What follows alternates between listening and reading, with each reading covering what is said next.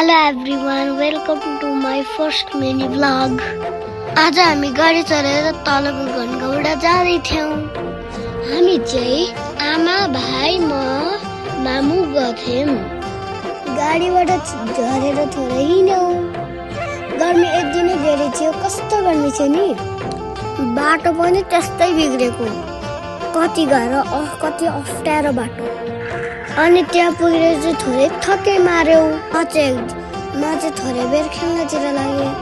हामीलाई 5 बजे बोलाउनु भएको थियो।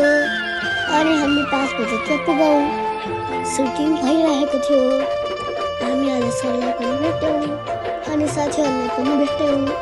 सुटिङको दिन नभएर हामीहरू हेरेर फर्क्यौँ। एकछिन माथि भएर म डुल्यौँ अनि गाडीमा बसेर फर्क्यौँ। भाइ पनि कसरी रमाथ्यो गाडीमा बसेर।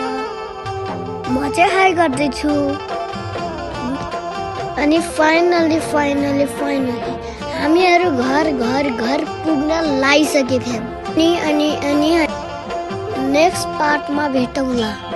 Thank you for watching. Bye bye. Love you all.